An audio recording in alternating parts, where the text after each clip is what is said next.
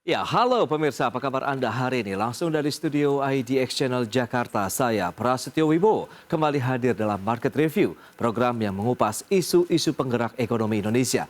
Live streaming kami bisa Anda saksikan juga di idxchannel.com. Dan pemirsa, kali ini kita akan membahas terkait dengan upaya pemerintah untuk meningkatkan kembali kualitas dan juga daya saing dari pelaku UMKM di Indonesia dengan mengikut sertakan mereka dalam program naik kelas dari informal menuju formal. Dan langsung saja kita mulai market review selengkapnya.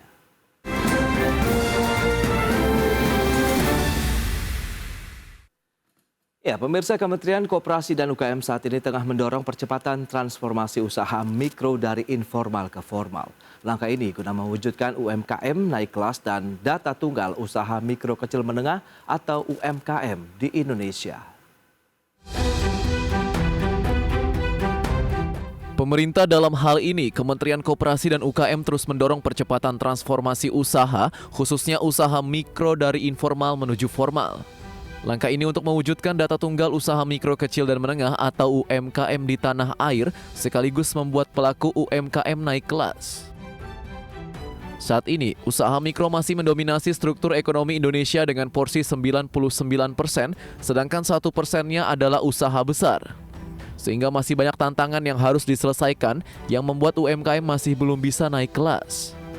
Oleh sebab itu, transformasi usaha dari informal ke formal dan ditambah dengan pemanfaatan ekonomi digital dapat mendorong pertumbuhan sektor UMKM dan ekonomi nasional ke depan. Di sisi lain, Kementerian Koperasi dan UKM juga terus mengoptimalkan peningkatan kualitas daya saing pelaku dan produk UMKM nasional. 96% usaha mikro menyediakan hampir 97% lapangan kerja di Indonesia. Bisa didorong untuk naik kelas, tapi sebagian besar memang kategorinya sebagai ekonomi subsisten. Nah, kami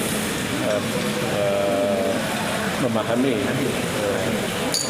situasi itu, karena itu pendekatan kami akan melakukan dengan dua cara.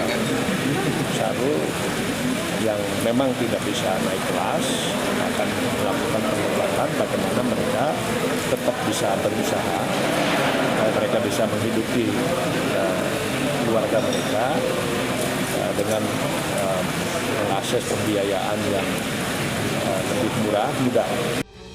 Sementara itu, pemerintah menargetkan setiap tahun sebanyak 2,5 juta pelaku usaha mikro memiliki nomor induk berusaha atau NIB, di mana per 23 September 2022 sudah terdapat 2.056.010 NIB yang telah diterbitkan dalam sistem online Single Submission Risk Based Approach atau OSS RBA. Dari jumlah tersebut, sebanyak 1,92 juta pelaku atau 93,45% diantaranya merupakan pelaku usaha mikro. Jakarta, Tim Liputan IDX Channel. Ya, berikut ini kami sampaikan infografik terkait dengan klasifikasi jenis usaha UMKM di Indonesia. Ya, seperti yang bisa Anda saksikan, begitu dari jenis usaha, ini ada usaha besar, menengah, kecil, dan mikro. Dengan omset per tahun, untuk usaha besar itu lebih dari 50 miliar rupiah, sementara modal usaha juga di atas 50 miliar rupiah. Sementara untuk usaha menengah, 15 sampai dengan 50 miliar rupiah untuk omset per tahun, sementara modal usahanya 15 miliar rupiah. Usaha kecil 2 sampai dengan 15 miliar rupiah untuk omset per tahun dengan modal usaha 1 sampai dengan 5 miliar rupiah. Sementara untuk usaha mikro hingga 2 miliar rupiah omset per tahun. Sementara modal usaha hingga 1 miliar rupiah. Dan selanjutnya pemirsa, kita akan cermati data dari jumlah pelaku usaha UMKM di Indonesia. Baik, kita lihat dominasinya untuk usaha mikro itu sekitar 99,62% atau sekitar 63,95 juta pelaku usaha mikro. Sementara untuk usaha kecil 0,3%, 193.959 pelaku, menyusul usaha menengah sekitar 0,6%, 0,06% atau 44.728 pelaku. Adapun usaha besar hanya sekitar 0,01% saja pemirsa. Ini setara dengan 5.550 pelaku usaha besar di Indonesia.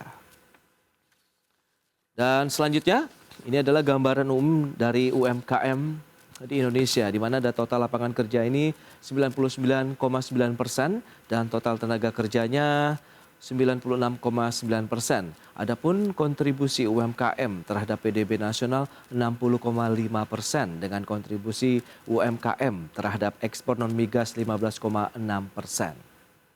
Dan selanjutnya total investasi UMKM nasional itu 60%, rasio partisipasi UMKM dalam mata rantai nilai global 4,1%. Dan terjalin kemitraan UMK dan UMB itu sekitar 7% dan rasio kewirausahaan nasional 3,47%. Dan untuk membahas tema kita hari ini, pemerintah kebut transformasi usaha informal ke formal. Kita sudah tersambung melalui Zoom bersama dengan Bapak Julius, Deputi Bidang Usaha Mikro, Kementerian Koperasi dan UKM Republik Indonesia. Selamat pagi, Pak Julius. Selamat pagi. Ya, salam sehat, Pak. Salam sehat, alhamdulillah. Baik, terima kasih juga atas waktu yang disempatkan ini Pak Julius. Langsung saja diupdate nih untuk kondisi dari industri ataupun usaha UMKM di tanah air hingga hari ini seperti apa kondisinya Pak Julius? Silakan. Ya, kalau dari jumlahnya, pengusaha kita UMKM itu jumlahnya sekitar 99%. Oke. Dan kontribusi terhadap tenaga kerja cukup bagus, yaitu 97%. Nah, sedangkan yang lainnya usaha kecil itu hanya usaha besar hanya 1%. Namun kontribusi terhadap tenaga kerjanya kecil, yaitu hanya 3%. Ini dari kontribusi tenaga kerja. Dari segi PDB ini juga masih sangat perlu kita upayakan lebih lanjut, yaitu masalah jumlahnya besar 99%, tapi kontribusi terhadap PDB-nya hanya 60%. Yeah. Sementara itu yang kecil yang jumlahnya 0,1%, kontribusinya 40%. Nah, jadi ini sebuah kesenjangan yang sangat memprihatinkan. Dan kedua, sebagian besar mereka berada dalam kondisi informal, yaitu sekitar 50%. Nah, ini yang kita akan dorong sebagai mereka menjadi formal. Kenapa kita dorong menjadi formal? Karena mereka, dengan adanya formal, pemerintah akan mudah membuat kebijakan yang menjadi tepat sasaran, tidak tumpang tindih, dan lain-lainnya itu. Sehingga dengan formalitas ini diharapkan UMKM kita itu bisa semakin bisa bersaing dengan usaha-usaha besar. Itu yang berikutnya, mereka mau memformalkan itu berdasarkan data OECD 2020 melakukan riset. Mereka menganggap 33% itu rumit. Terus legalitas merupakan hal yang penting, tidak mereka anggap penting legalitas. Nah, itu kita pahami. Kita memaksa-maksa mikro untuk legalitas, mereka menganggap tidak penting. Nah, terusnya pemerintah terus berusaha dorong mereka agar memahami begitu pentingnya formalitas. Baik, itu dia. Ya, gitu Pak. Baik. Itu dia kondisinya, kemudian tujuan dari pemerintah sendiri ya, bagaimana saat ini tengah menggenjot lagi transformasi usaha mikro khususnya ya, dari yang informal menuju formal. Nah, lantas seperti apa mekanisme pelaksananya sendiri Pak di lapangan dalam upaya tadi untuk meningkatkan lagi kelas dari usaha yang mikro kecil tadi sehingga bisa naik kelas dengan masuk ke dalam sektor yang formal? Ya, untuk sektor formal ini kita membuka NIB. NIB itu nomor induk berusaha yang gratis sebenarnya, Pak. Jadi nggak bayar sebenarnya itu. Cuman mendorong mereka itu yang agak sulit. Nah, tapi tetap kita berupaya agar pengusaha utamanya mikro ini lebih memahami bahwa ini penting. Nah, ini yang perlu karena mereka juga terkadang pertanyaannya, ngapain saya masuk di formal tapi tidak ada menguntungkan bagi kita secara individu. Nah, ini kita terus dorong. Banyak kita dengan berusaha nomor NIB kita dorong, dengan berbagai pendampingan untuk masuk dalam OSS, pendampingan penerbitan IRT, izin berusaha, pendampingan untuk halal, pendampingan keamanan pangan. Jadi pada intinya kita terus mendorong, mendampingi dan mempermudah. Dan kita juga punya namanya Garda Transfumi di seluruh Indonesia. Dan Garda Transfumi ini yang menjadi semacam mempermudah kita atau perpanjangan tangan dari kementerian kita untuk mendorong pelatihan, memberikan dan juga kita berkolaborasi dengan Mersicov Indonesia yang dilatih secara langsung oleh Kementerian Investasi BKPM. Jadi ini yang kita lakukan agar mereka mendorong menjadi dan juga mereka kita dorong masuk kepada e-digital. Dengan e-digital ini kita akan bisa lihat bahwa sebenarnya mereka akan lebih permudah menjadi informal. Itu dia ya. Tapi kalau respon tadi yang seperti Anda katakan masih banyak yang enggan begitu ya untuk mereka beralih dari sektor informal ke formal. Lantas sebenarnya apakah literasi, pemahaman yang belum sampai ke mereka atau sebenarnya ada bottleneck lain? Padahal NIB sendiri Anda katakan tadi sudah gratis ini.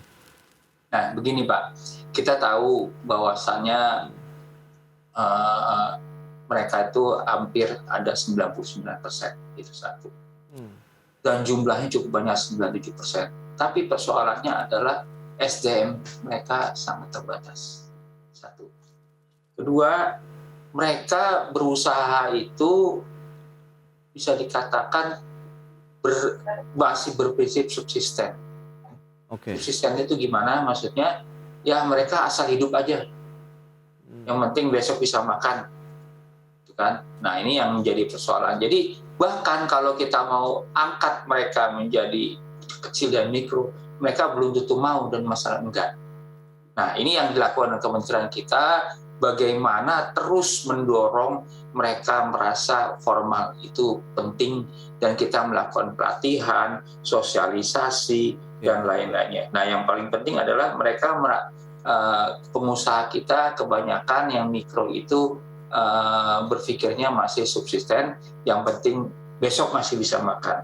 Tapi kalau berbicara masalah bagaimana inovasi, teknologi, dan lain-lain, nah ini yang sangat berat. Jadi kalau kita berbicara kebijakan kita bagi dua kebijakannya, yaitu kebijakan yang untuk mikro, dan dua kecil dan menengah.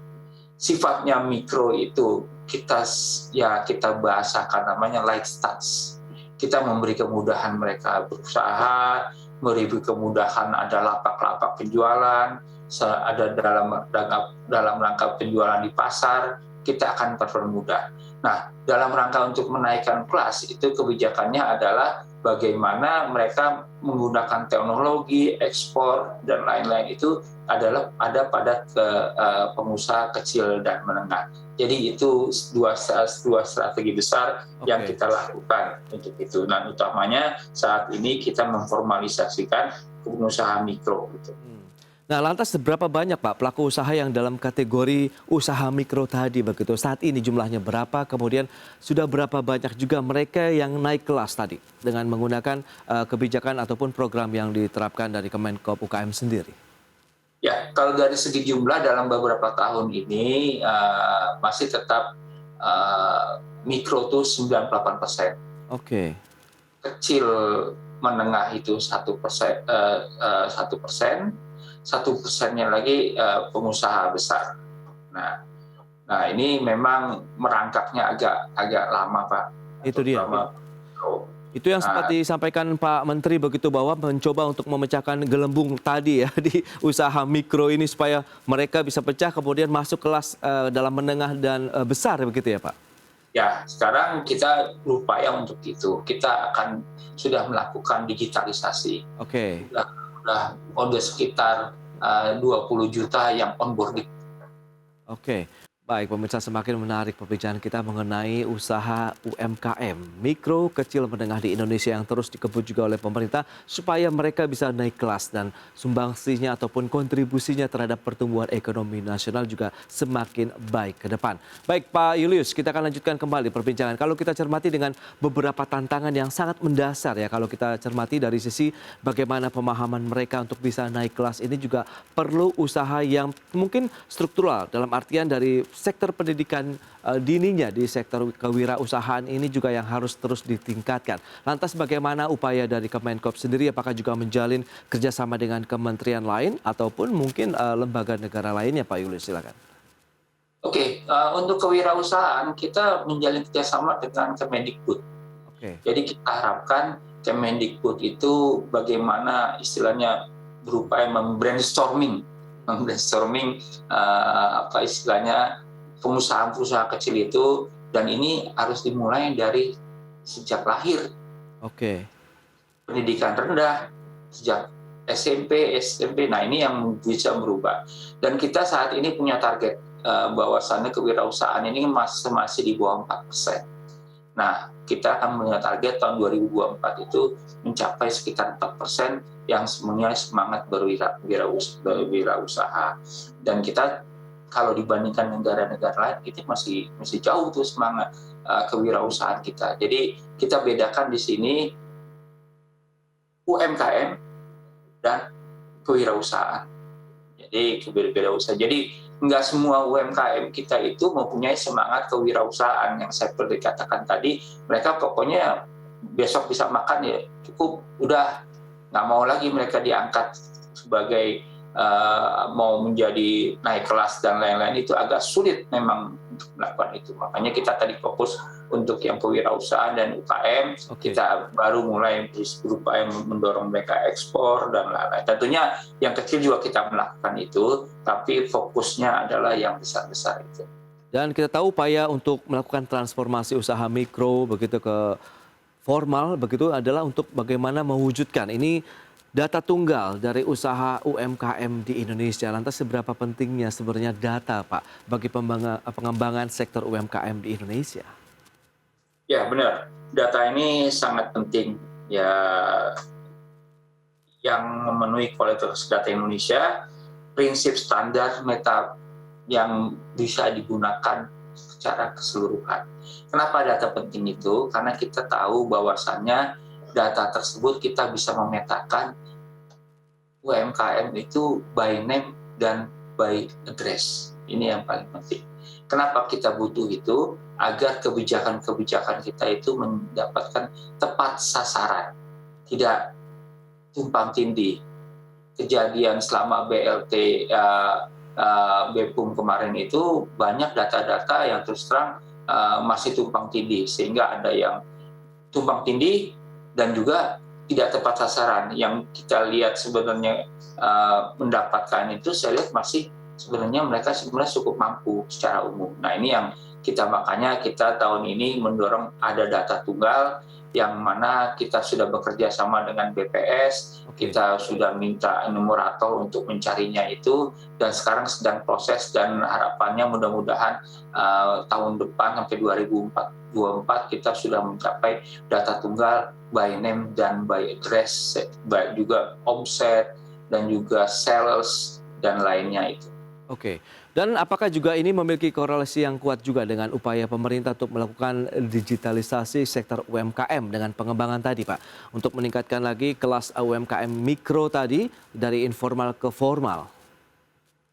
Ya, betul. Jadi data itu sejalan. Apa yang kita lakukan dengan by name by address seluruh Indonesia, ini tentunya nanti hasilnya kita konekkan dengan data digitalisasi, karena data digitalisasi ini belum terlalu banyak yang kita jangkau, sehingga walaupun ada progres, dan progresnya saya lihat cukup baik dan cukup besar. Nah, persoalannya adalah mereka tuh nanti data-data mereka kita akan coba sinkronkan, tapi mereka masih sedikit, dan sehingga kalau kita nantikan seluruh Indonesia data tunggal itu akan terdapat suatu hal yang kita bisa pastikan untuk dipercaya dan lain. Baik, lantas supaya dari kementerian sendiri supaya tadi kuenya ini bisa terbagi rata, karena kan yang mikro ini mendominasi sekali di atas 98%, kemudian yang usaha kecilnya 0,3%, yang mikronya ini yang justru luar biasa begitu kecilnya begitu dari sisi jumlah begitu. Nah, apalagi yang perlu kita jadikan booster begitu ya Pak Julius yang sudah disiapkan oleh pemerintah khususnya Kemenkop UKM? Ya, kalau booster dalam jangka panjangnya adalah memintakan mereka. jelas ya. Pertama, memindahkan mereka. Dan semangat kewirausahaan harus sudah didorong sejak pendidikan relatif rendah. Nah, ini sudah dimulai. Nah, itu yang tidak ada di pengusaha-pengusaha kita. Nah, semangat mereka masih semangat subsisten. Nah, apa yang dilakukan kementerian untuk ini? Kita mendorong selalu mereka onboarding, dan terima kasih kepada digitalisasi. Sekarang UMKM itu kalau jualan udah nggak terlalu mudah juga, nggak terlalu sulit juga, tinggal boarding, masuk, dan juga dalam platform-platform kayak yang sudah ada yang besar, mereka tinggal taruh di situ. Nah, ini yang menjadi upaya. Dan kedua, walaupun onboarding bahkan di platform-platform itu, persoalannya adalah masih kecilnya produk-produk kita yang masuk di dalam onboarding tersebut buatan kita sendiri. Nah, ini menjadi sebuah tantangan. Sebagian besar kita masih yang di onboarding itu juga masih produk-produk dari luar negeri. Sehingga kedua, barang-barang kita itu yang di onboarding itu masih bersifat barang-barang retail. Retail, bukan barang-barang yang bersifat produktif, misalnya bahan pertanian, barang, dan sifatnya kita masih menjual, bukan istilahnya kita menjadi masih seller, bukan maker. Baik, itu dia upaya digitalisasi juga menjadi salah satu kita tahu jembatan lah ya paling tidak untuk bisa meningkatkan lagi kapasitas dari sisi produksi, kemudian penjualan para pelaku usaha UMKM kita. Tadi tantangan itu secara fundamental yang masih terus dikejar gitu ya Pak Julius. Tapi bagaimana dengan tantangan dari kondisi yang ada untuk sektor UMKM kita? Kita tahu pemerintah sudah menaikkan harga BBM, kemudian Bank Indonesia menaikkan suku bunga acuannya. Apakah ini justru akan memberatkan kembali langkah UMKM kita, khususnya yang mikro tadi untuk bisa naik kelas, Pak Julius? Jelas, memang adanya kenaikan harga bahan bakar ini cukup istilahnya menggerus pendapatan dari usaha mikro ini. Tapi kan pemerintah sudah menyiapkan 3 kebijakan bantalan untuk itu. Yang satu adalah ada namanya program BLT yang dilakukan oleh Kemensos. Kedua, program subsidinya dikurangi untuk yang minyak yang non-subsidi, dan dana DAK itu 2% dialokasikan untuk membantu pengusaha kecil, pengusaha mikro. Ini 3 kebijakan bantalan ini tersebut, dan diharapkan dengan kebijakan ini mereka bisa terbantulah dengan. Nah, dengan suku bunga itu memang saat ini akhirnya setelah beberapa bulan setelah dunia internasional sudah melakukan kebijakan kenaikan suku bunga, kita sudah akhirnya pemerintah dalam hal ini BI melakukan kenaikan suku bunga juga karena melihat inflasi intimnya sudah mulai tinggi. Nah, itu dilakukan dan tentunya akan tergerus istilahnya pendapatan dalam pemerintah ini. Kita juga melakukan beberapa terobosan-terobosan pada sektor UMKM yang sepertinya kita meluncurkan KUR. Dalam hal ini kita meluncurkan program KUR Cluster, yang mana pinjaman dari KUR Cluster itu bisa mencapai, ini bukan KUR yang biasa, KUR Cluster bisa mencapai satu individu bisa mendapatkan 500 juta. Jadi dalam KUR Cluster itu ada 20 anggota, 30 anggota, 40 anggota. Nah, ini kita bisa memberi pinjaman mereka cukup besar, 500 juta kali misalnya kalau 30 anggota ya kali 30. Nah, itu KUR Cluster. Kedua, kita juga melakukan program solar untuk koperasi, kita sebut solusi. Jadi untuk koperasi ini kita beri program solar yang mana penjual solar itu kita gabungkan dalam koperasi sehingga koperasi menjadi off-taker dari kegiatan-kegiatan yang dilakukan oleh pemerintah. Dan juga kita juga membuat minyak makan merah. Jadi minyak makan merah ini sebagai substitusi minyak goreng yang biasa. Bedanya apa? mereka minyak makan merah ini, satu, vitaminnya lebih baik. Oke. Dua, harganya juga bisa lebih murah. Hanya warnanya aja yang merah. Tapi rasa dan kelezatannya sama, dan saya pikir ini kita akan dorong dengan, kita telah melakukan pilot project dengan koperasi di 7 koperasi untuk melakukan hal itu, dan untuk substitusi kalau harga barang minyak itu akan semakin bermasalah lagi dia ke depan. Baik, itu dia solusi yang sudah diberikan oleh Kementerian Koperasi dan UKM begitu ya, untuk mengatasi kondisi yang ada terhadap sektor UMKM di Indonesia. Kita tunggu semoga nanti bisa memberikan dampak yang positif lagi untuk sektor mikro khususnya begitu yang tengah dikejar juga oleh pemerintah khususnya Kementerian Koperasi dan UKM Republik Indonesia. Pak Julius, terima kasih banyak atas waktu yang sempatkan dan sharing yang Anda berikan untuk pemirsa IDX Channel pada hari ini. Selamat melanjutkan aktivitas Anda kembali. Salam sehat Pak Julius, terima kasih. Ya, salam sehat. Assalamualaikum. Waalaikumsalam.